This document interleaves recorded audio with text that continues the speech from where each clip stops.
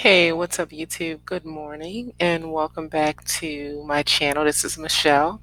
So, I just wanted to do a quick update and show you guys one of the problems that I was going through.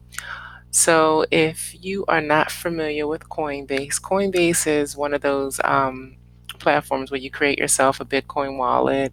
You can buy and sell Bitcoin, Ethereum, and Litecoin. And just recently, these guys have added Bitcoin Cash. So this is my second account. I locked myself out of the first one. And if you don't know already about Coinbase, it takes them forever to get back to you. You know, when you lock yourself out of your account, well, actually, I changed my phone number, I swapped phones. So we all know that's a big issue with Coinbase. But I mean, it's cool. My funds are secure.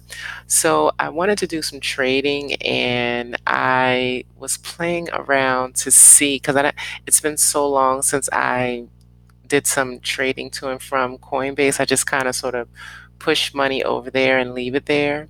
So I sent probably on the 19th, I created the account and I sent 45 bucks over to Coinbase to see how long it would take to credit the account because, deciding on whether I wanted to use both of the accounts or not.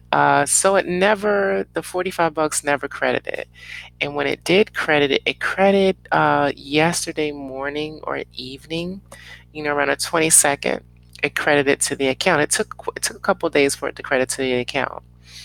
So I decided to take the same Bitcoin, right, and send it on over to Bittrex to see how long it would take because the network is congested. So I decided to do a test again and see how long it would take to send the Bitcoin from Coinbase over to Bittrex. So when I did that earlier tonight, December 23rd. As you can see, I did it probably around like 1 o'clock. And when I sent it, it was a $5 transaction fee. It was like $5 and like 30 cents to send it. So I sent it, waited. It took a while.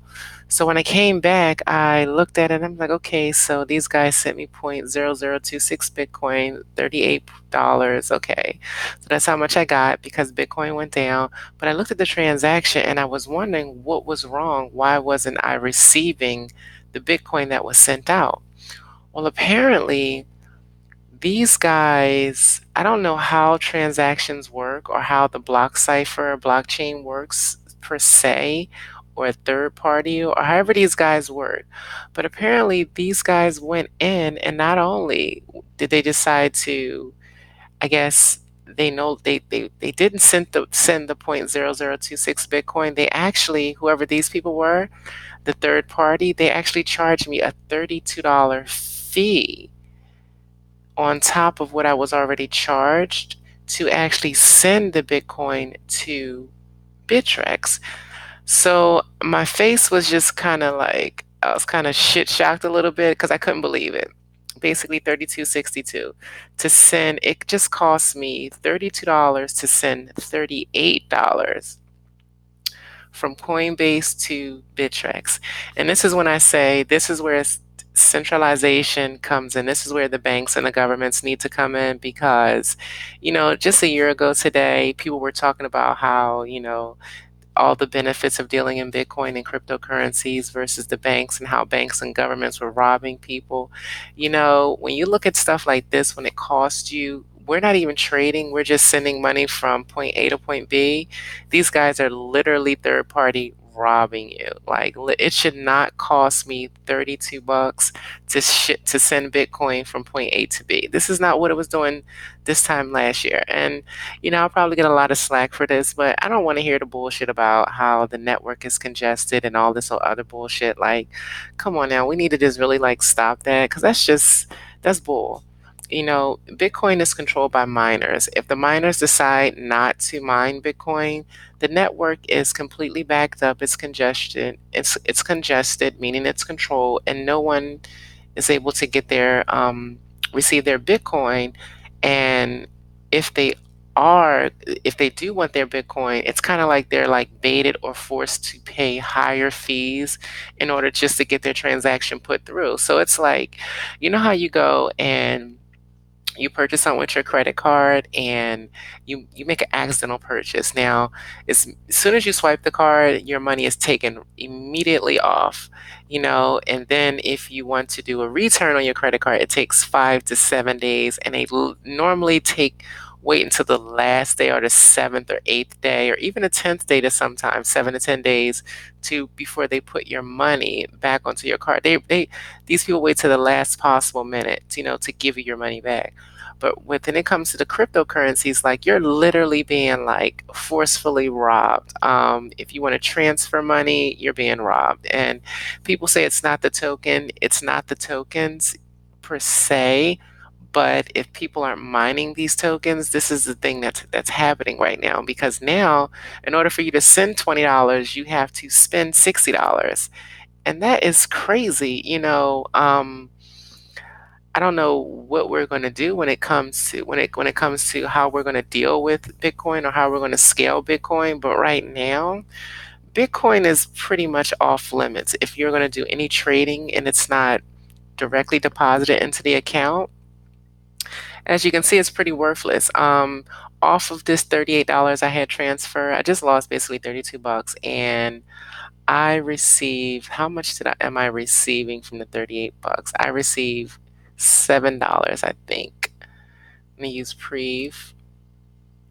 Yeah, I received $7.34. I'm kind of sick off of that because my bank fees aren't even $32 a month. And you'll literally sit and spend hundreds of dollars in fees just by the third party exchanges and just the middlemen when it comes to cryptocurrencies, because there are more middlemen in cryptocurrencies than there are in the banking industry or just the regular world, and just period. Because I think I've said it in my other videos, you are literally charged for everything, and you'll find that people who are spending a lot of money, they don't really pay attention to those fees, because they're spending bulks of money.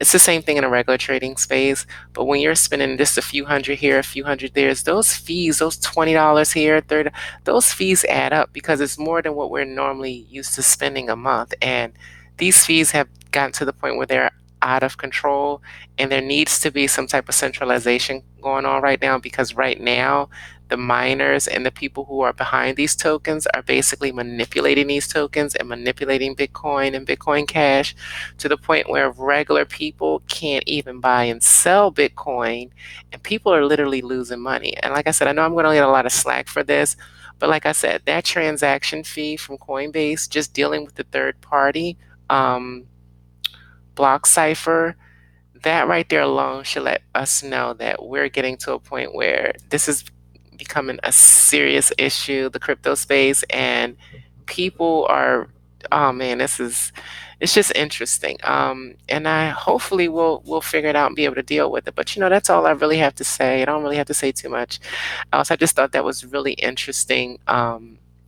Just that feed just really fucked me up, because I just it really did, because I really was not expecting a $32 fee. I've never paid that. I just avoided Coin Exchange because their fee was 20 bucks to withdraw, and everybody's fees are in the 20s and $30. It's just ridiculous. That's all I'm going to say. Yeah, but that's about it. So like I said, like and subscribe. I hope you stay updated and have a great holiday. I'll talk to you guys later, and stay connected.